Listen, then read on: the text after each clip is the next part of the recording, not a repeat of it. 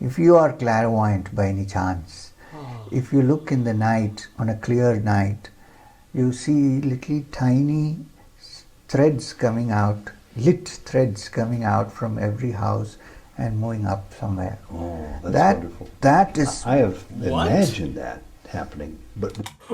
What? It's Shri M. Time. Again. Time. Second. Time. And this Time. we're gonna do something really cool with... I don't know how we're going to split this all up, but this is the... We couldn't even get through part 1 of a stunning first-person account of a modern mystic, because there's 2 parts. Yeah. And it took us like an hour and 20 minutes to get through 2/3 of part 1. Yeah. We're just going to keep rolling because this left us yesterday in a spot similar to this little kitty on Eli's water bottle.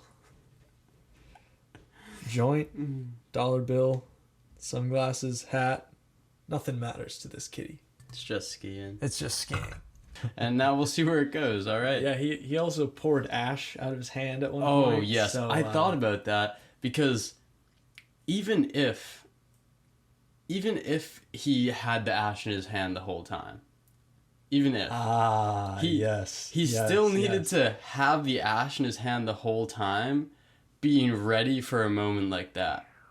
It was weird. having your Watch hand like part that. 1 if you haven't watched Yeah. this yet, because none of this will make sense. It's crazy. All right, let's go. Yeah.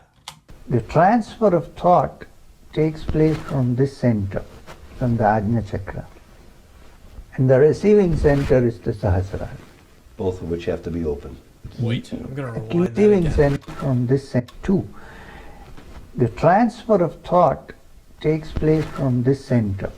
So what's the difference between the transfer of thought and the receiving?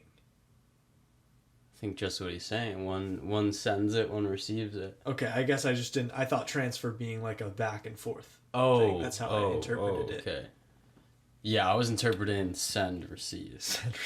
What the heck? Yeah, this piece of technology. What Who knows? the Who knows? heck, dude? From the Ajna Chakra. And the receiving center is the Sahasrara. Both of which have to be open. At least they should be active. Both are open, we are in moksha and there is nothing else to do. But at least they have to be slightly active. Yeah. So even when somebody sends a thought, it is sent as if it's being sent out from here. And there's one secret about sending a thought to somebody. Don't keep on repeating and repeating the same thought like nagging. Just one shot, tuck, and forget That's about it, huh? Whoa. Well, my thought... That just hit me. The other day, I was just playing an experiment. I was like, Eli, I haven't even told you this. Nice. I was like, Eli, what should we have for dinner tonight? And I was like, Mike, I'm just going to see if I can just repeat this over and over and see if he says what I think, just because I was curious and because I wanted burrito bowls. But not really, so it didn't matter. But I was like staring at him as he was thinking. I was like, burrito bowls in my head. But it was like a steady stream, like bang, bang, bang, bang. And you were like, I think we can just do leftovers tonight. I was like, dang it. Not dang it because we didn't have the food, but just it didn't work. Yeah.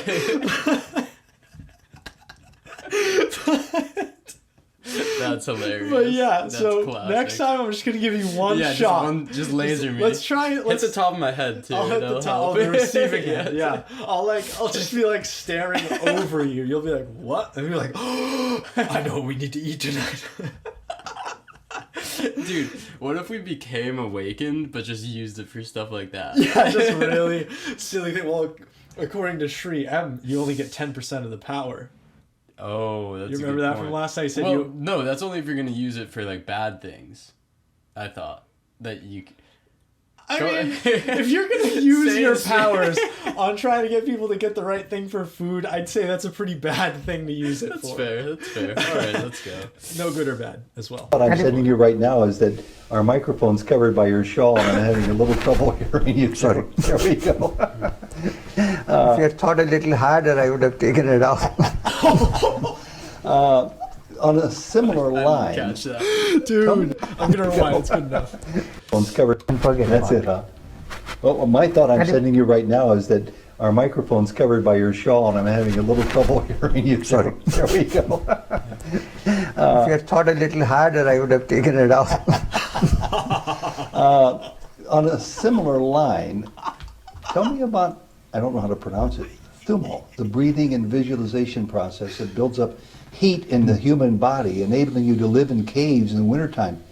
Can you do this? Obviously you can do this I because can you do live it, but we don't. When you can buy a shawl for 100 rupees, you don't waste your time doing thumo. But in an emergency, it's possible. So in an emergency, if it's, let's say, I'm not quite sure what the Celsius is, let's say below freezing, you're in a cave and you have a shirt on.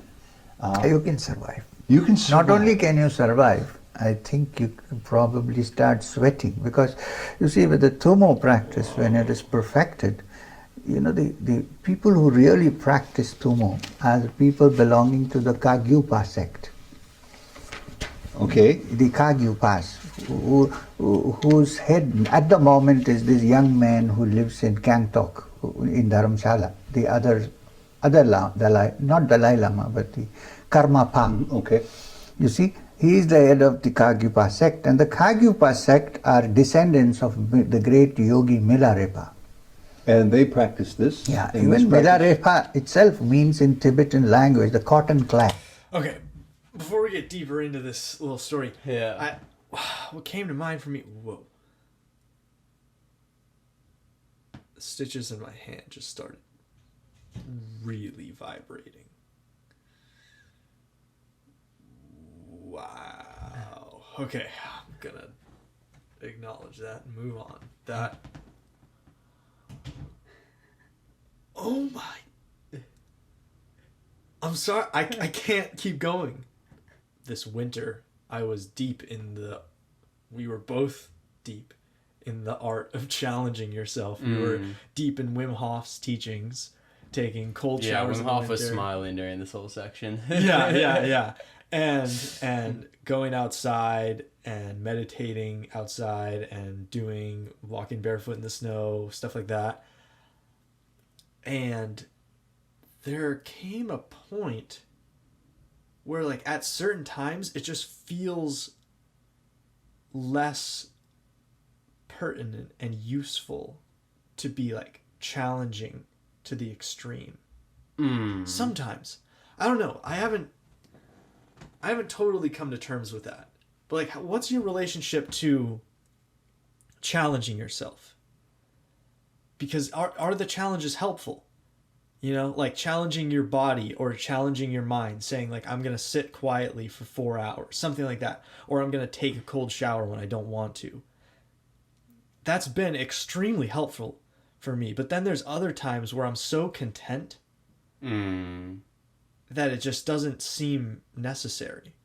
And so that's what I was thinking of when he was like, well, you could just buy a shawl. Yeah, you don't really need to. You know? Yeah, it's like you could be putting your energy other places. Putting your energy other place. That's what it is. That's the thing. Yeah. It's like, what are you investing into? Yeah. Challenging yourself is definitely a good. It like gives you power, which I think is a valid exploration and should be done. But, yeah, I think there's other things to do. Yeah. You know? Yeah. The cotton clad. Yeah. So, Because that's all they needed was a little that's cotton. all they needed. And they test it by trying in winter to dry wet pieces of cloth on their backs when they practice the thumo. They dry the cloth Yes. that's wet on their backs just because of their ability to increase the temperature of their body. It needs practice, but it's basically using a particular bijakshara, sound. And in this case, it is the Muladhara.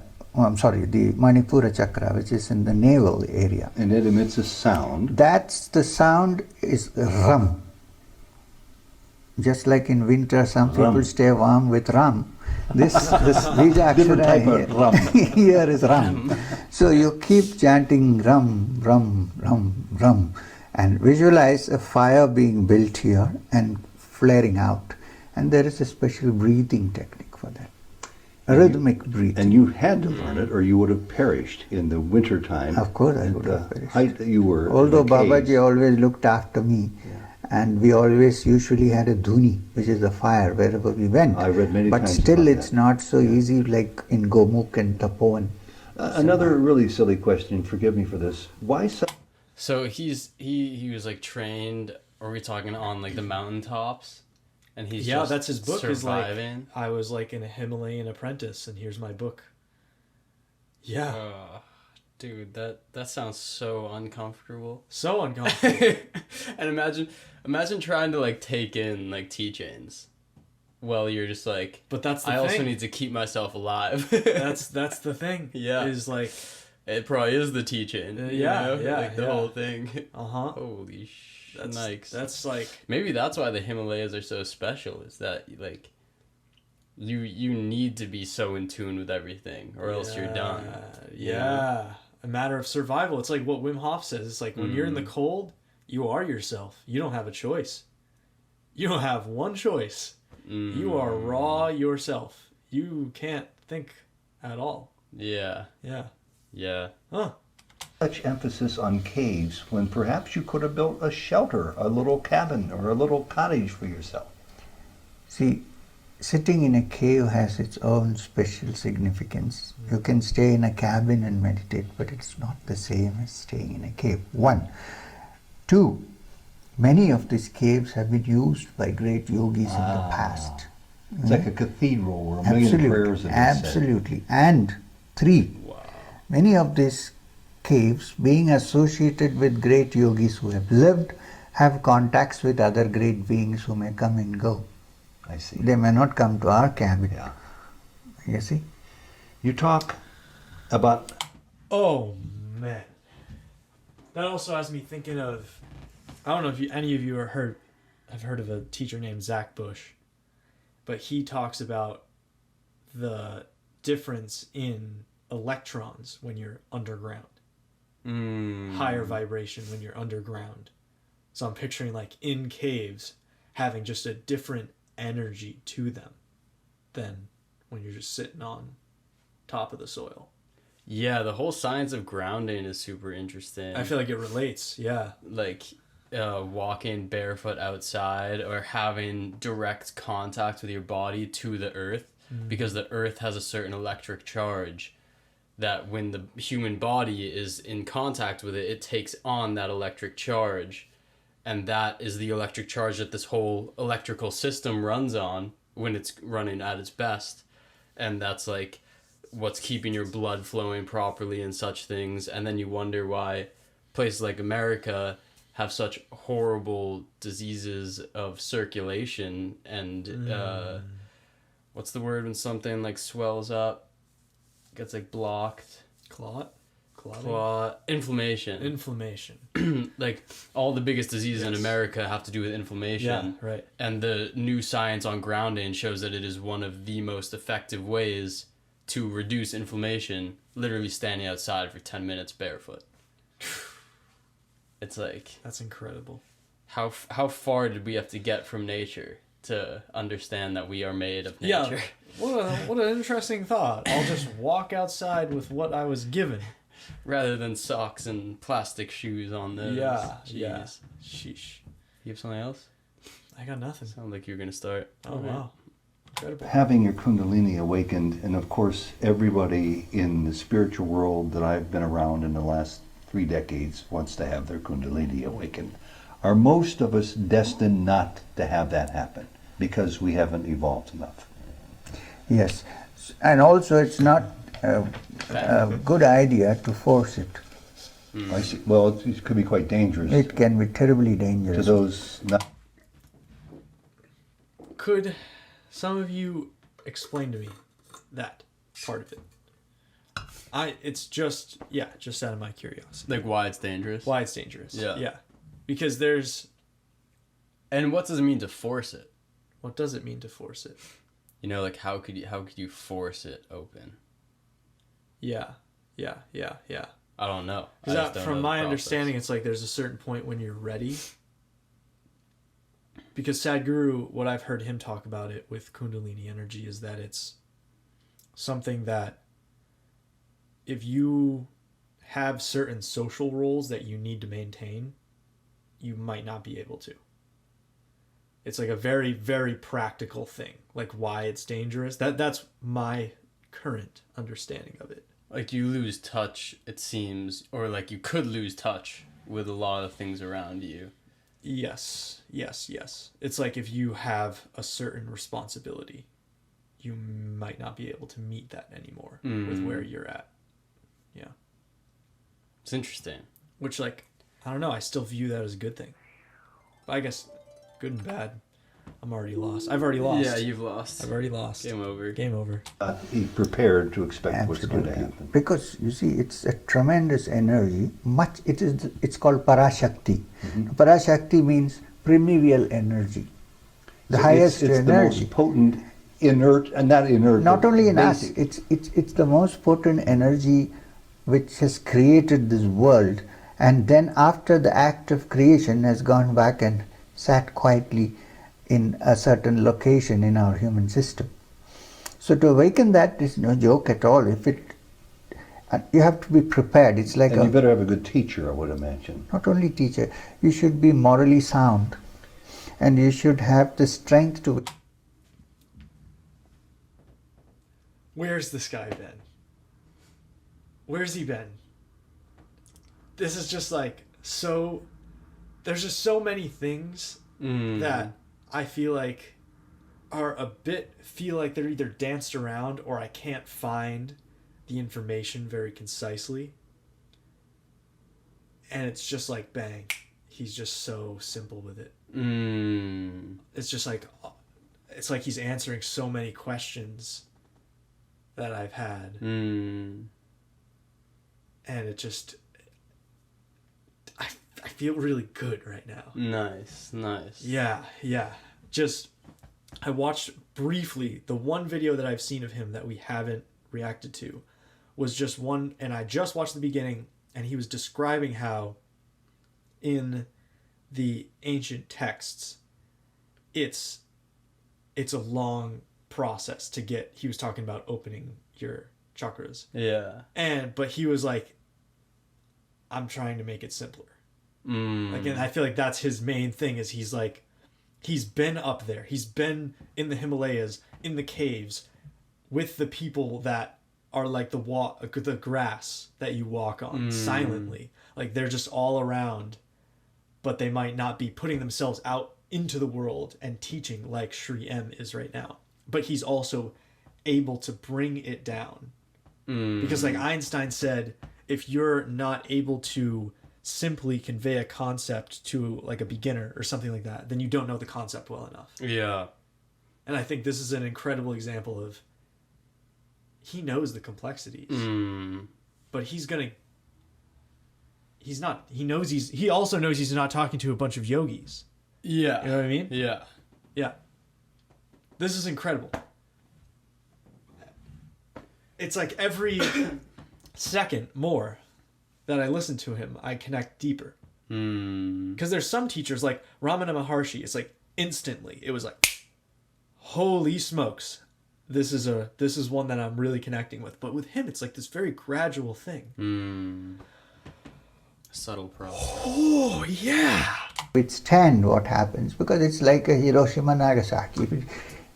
It's no joke. But these little pleasant experiences that one has through the practice of Kundalini Yoga, they are good, but the ultimate experience is tremendous. No human being can remain the same once it happens. So you understand the appeal it has to those of us who are novices, who otherwise might say, I'm okay for this, let me experience it. Yeah. But maybe you're not yet ready for it, or maybe you haven't found the right teacher, or there are so many maybes in this matter, because many of these things are not strictly black and white, there are many gray. I would also say, it's like, it's the desire that's going to stop you from doing it. Like we always talk about. It's the desire, it's the going out into the world saying, I want to awaken my Kundalini energy. That is the thing that will stop you from doing it, which is such a paradox. Yeah, in a way, listening to it right now, I'm just really uninterested for some reason in the idea of Kundalini, like, or the idea of feel like energies like that. You know, like that's really good. I think I think I used to like want to connect with it, and now I'm like, I'm not connected with it, and if I do, I do, and if I don't, I don't. You know? I feel like that's like it's just kind of weird though, because I'm not like super interested in what he's saying. Eli's leveled up. And don't tell me I'm leveling up, because that's not how it works. Not. There we go. Borat. Yes. Let's go. Serious. I'm sure. Some of these things have been oversimplified. Yes. And when your mental stability could be at stake if you're not doing Very it much. correctly. I have seen people. I have seen at least 1 or 2 people whose Kundalini has been awakened, forced through Hatha Yogic practices. They're completely crazy. I'm not talking about the Avadutas who pretend to be crazy. Well, a follow-up question on this very matter, because you yourself said at one point in your young life you would commit suicide. I read it in your book. If you wouldn't be able to find a guru or a Mahatma. It was, why such a drastic It was stance in on the your beginning when I went to the Himalayas. Isn't that daring the cosmos to strike you down and teach you a lesson? One has to be 100% aiming for the truth. Yeah. And for that one should not even care for one's body. Then it comes. There's a state when Ramakrishna Paramahamsa, after many days and 2 years of praying to Kali, did not see her vision. He decided to end his life. Now that's not like ordinary suicide. People commit suicide because they didn't pass an exam or wife ran away and things like that. His desire This might is have been much to more murder. serious. This is a one-pointed seeking towards that goal, Yeah. which is... This is also a thing that I have noticed that, That's some hunger. yes, first of all, that's some hunger. But I have noticed a common thread between people who suffer from the deepest things of, say, depression or like suicidal thoughts, that almost represents the passion in a way. There's like this deep knowing that there is more. And there is, and it's like you just can't take it on the surface anymore. Because like, I don't know, if you don't necessarily have that as readily available to you, then you can kind of, I feel like I see some people just able to exist on the surface and be pretty content. Coast but I there. think, yeah, coast there, exactly. And of course, those people are just as capable as finding the depth. But I think there are certain people who, like, it's so painful sitting on top that you just, like, you just sink. You just can't. And it's like, from my experience, it's like once you find the depth, it's like, of course I've been upset this whole time. Of course I've been upset. Makes so much sense now.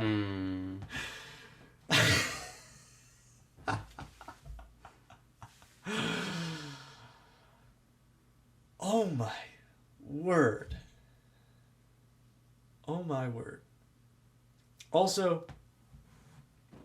don't think it was the best thing to do, from my perspective, to like belittle any reason for suicide. Say even if your body goes, it doesn't matter. You have to find it. And otherwise life is not worth. I know it's not everybody's cup of tea to do that, but one should not imitate someone who did that and say, I'm going to die because I haven't found moksha, but how much effort have you put into it? I want to go into the next area. I keep using these superlatives. This is the most, but this one is the most stretching of our credulity to the novice. I must ask you about Sarpaloka. You wrote about it. What was it like to meet the deputy chief of the Sarpaloka? Tell us about Nagaraj, the reptile, the snake, the spiritually advanced being. I think of a I have different written planet. about it in the book. No, you wrote just a little bit. And my question for you is to shape. Bro, this guy, like, he's like, I'm trying not to be too excited right now, but this is my hero. he's like shaking, but he's like, when he did the magic thing, you heard the camera, you heard him become like a child. A child, He was like, which was just wait, like, where did that come from? Not that we didn't do that. and but- also that's incredible. Yeah. Like you love to see that. Yeah. No, we And look at also this did that. smile, dude. Look at, come on. That's like, I don't care what you are. This is the guy who's sitting across from him is older than him. I also love the fact that it sounds like the Souljourn channel is like a man and a woman, like husband and wife. Okay. And Shree M keeps looking from the guy who's talking to the person over here throughout the whole talk. But like making very beautiful eye contact like this. And it just makes me feel like he's constantly making sure she's in this as well. Or whoever. I was just assuming it's the wife, the other part. See, the crazy part is I was assuming he kept looking over at God or something. Like just had that had the inside joke going at all times. No, I don't think so, because he's done a lot of like. That's cool. Because the reason I think that is because when he mentioned me and my wife earlier, he like moved over with that. Okay. Aid in a little bit that must have stretched your credulity when you saw this Of unfold. course. And I would direct all of your people, all the people who are listening to this, to read every page of your book to absorb its meaning. But how did you withstand the mental test of not knowing if what you were watching was real or not when Sir Babaji I welcomed this man, this being, this reptile, from not just another planet but a different galaxy? I also know that this is one of the most difficult things to believe in the book. I know that. You said it. Deliberately I put it in, even though it is so difficult to believe, because I said, fine, I am going to say what I felt. They can take it or leave it. And you know this happened for real for you. Of course, for me it's very real, because you have no idea, for a young man of 20, in the middle of the forest in a Arundhati cave, suddenly face to face with something which looks like a snake but speaks like it's like a comic book. They even hissed to one another. Yes. Guruji. Yes. So. Babaji. Yes. Maheshwarnath Babaji. Yeah.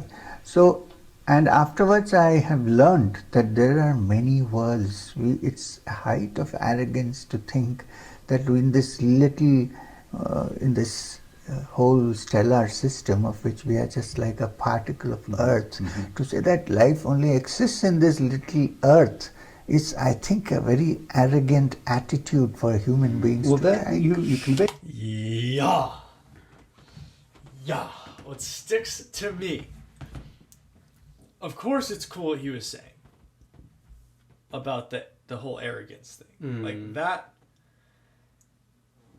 The thing that sticks out to me is when he's saying he put it in his book, irrespective, almost because people wouldn't understand it. Like a slight, intentionally like a put little it in. challenge to people. It's like, okay, well, you're with me here. You're with me here. We're building trust. Are you with me here? And it's like, then you're stuck at the point of believing or not believing. But I love it from him, just from that, just for his sake. The ability to put something in that could lose the trust of someone that you've just built the trust up throughout a book about yoga. Because it's your truth. Your truth. Yeah. Others perceive it how you will. Perceive it how you will.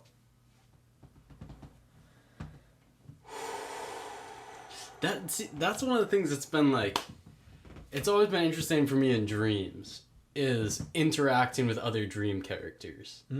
Because, you know, there's some people who think like, oh, it's just other parts of your subconscious and you're just talking with them. Then there are other people who think like, some of them are like that, some of them are like beings in some way, shape, or form. But then every time you're interacting with them, you start having all these different types of interactions. And then you realize that those types of interactions are also reflecting the types of interactions you have with people during the waking world. Whoa. Yeah. And you just start to think about, like, how much of you am I actually perceiving? How much of you is made up inside of me? Dude. Yeah. How can I know? And it pretty much leads me to currently having no freaking clue. I feel like, but thinking it's cool. I feel like that's the road Sadhguru goes down often. Is like one of the biggest goals is just perception. Yeah, it's just to have a clear perception somehow. Yeah, and it's interesting because you grow up with whatever set of like beliefs or way. For me, it was like science was more the thing. It wasn't necessarily a belief system because I wasn't going to church or anything as a kid. But there was always this like thing that was innately correct, or was just always talked about as correct. Assumed. A perception that was always that was built based on that. And then it's like you start learning these things and you start like the first question you have to ask is my perception correct? You know? And that is a scary thing to ask because it means everything could fall apart. Yeah. And I mean, at this point, it's like everything has fallen apart. Yes. And then you're just like, wait a second. That's like the scariest part about meditation is that you are forced to sit with how crazy your mind is, how unbelievably false your perception is.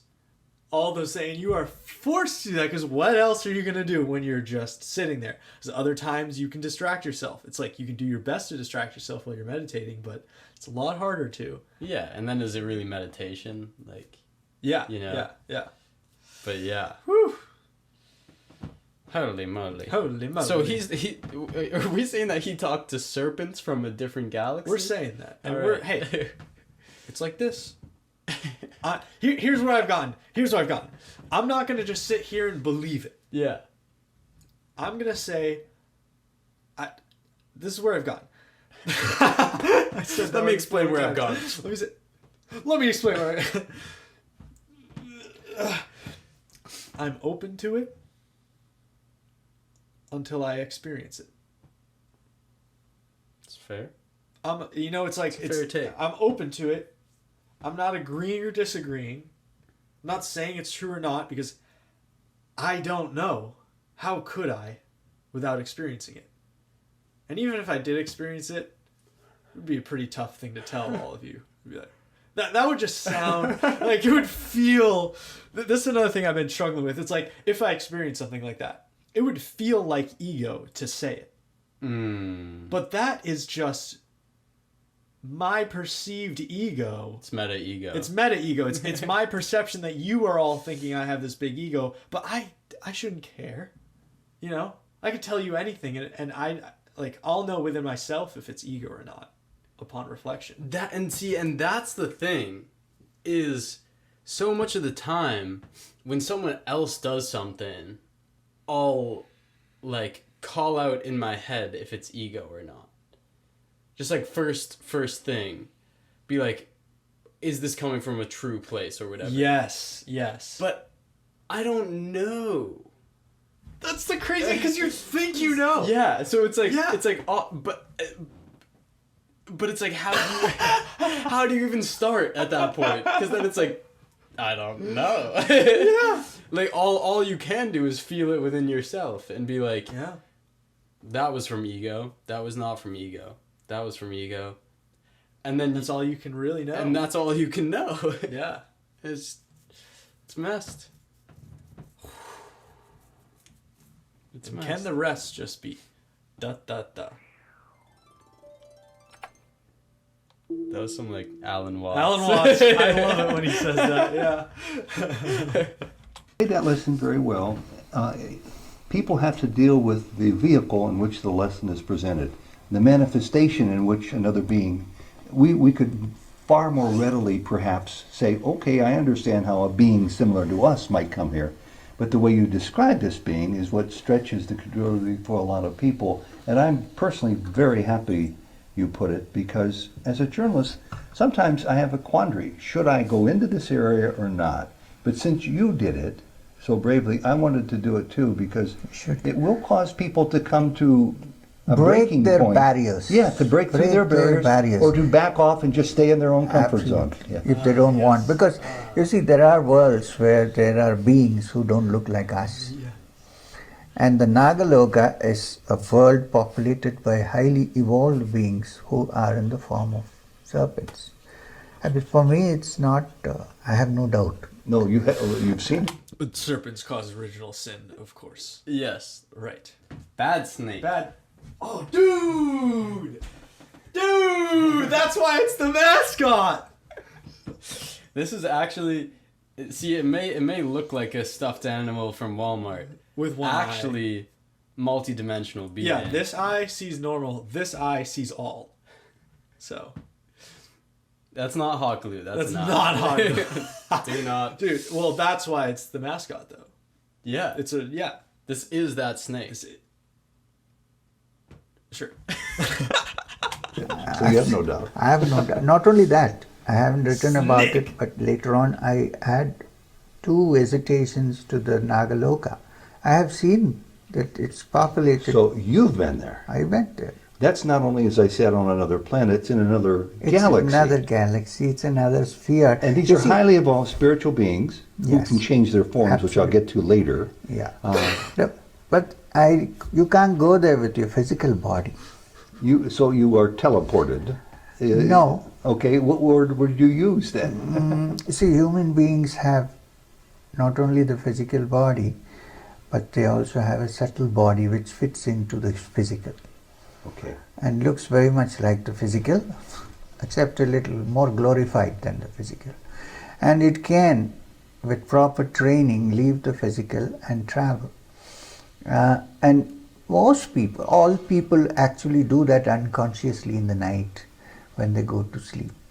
If you are clairvoyant by any chance, if you look in the night, on a clear night, you see little tiny threads coming out, lit threads coming out from every house and moving up somewhere. Oh, that's wonderful. That is... I have What? imagined that happening, but What?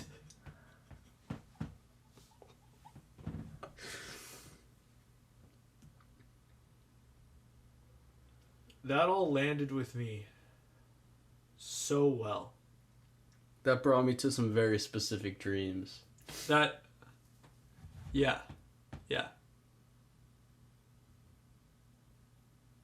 This whole thing has just...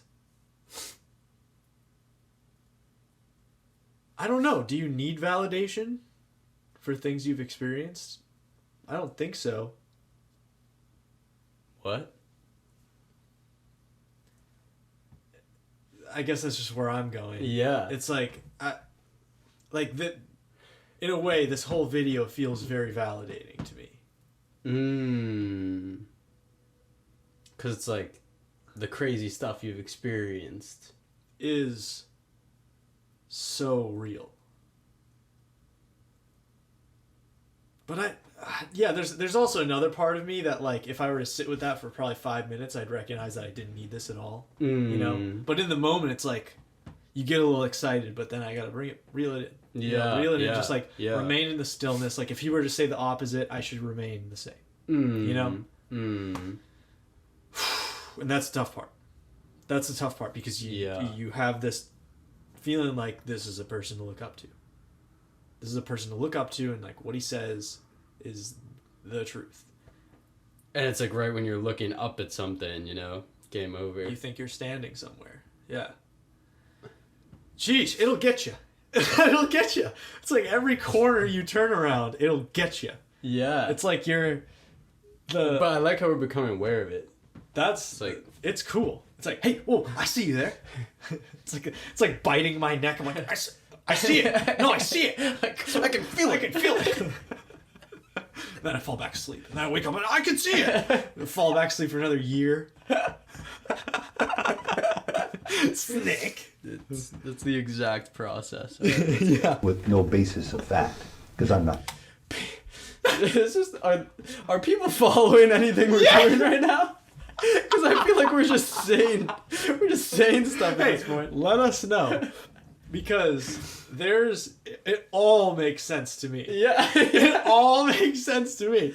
It does. But me too. that's kind of the thing. Like, if someone next door to us opened one of our videos and saw this, they'd be gone. That's a good point. They'd be like only gone, people who have been riding with us for a while now. I'm not riding with us, but I feel like it's just in general. Like, if you are sitting on YouTube watching people videos who are like riding, this, people who are riding nowhere, people who are wanderers, who are on the pathless path, it's like that's the people who are going to be like, yes, I like this. that's who's viewing our videos. And everyone else is gonna be like, scroll. Yeah, scroll. Like turn on, dislike, turn it off. Yeah. So I mean, hopefully, honestly, we love you hopefully either nothing. way. If we you love just you. turn this off, whatever. That's cool. If you still got it on, you're about to turn it off. Love you. Yeah. See ya.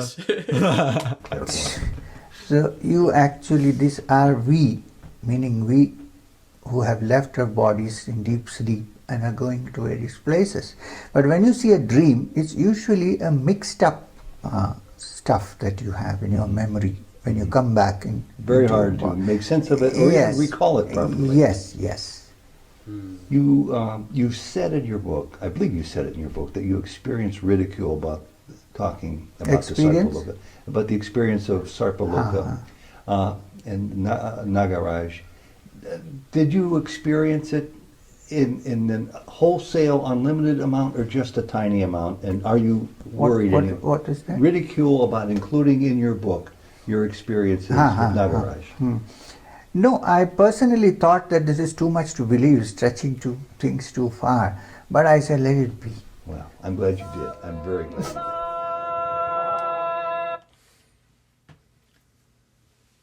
That was one of the most impactful videos I feel like I've ever watched. That was part one. That was... There's another part. Holy smokes.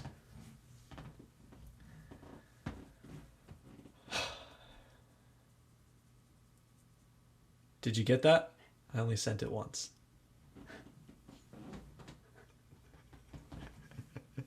I'll give you a hint. It was, ask for part 2 immediately. It only went one time. Yeah. Then I also sent it and ruined it. But yeah. I'm glad you did that because I didn't get it. No, I'm sure no one But I think got it was because it was aimed differently. Yeah. Right. The camera can go to all. All right, folks. Wow. I'm just trying to wrap this up quick. I got nothing. What do you think I have? Nothing. Good. Just a snake. Much love. Much love.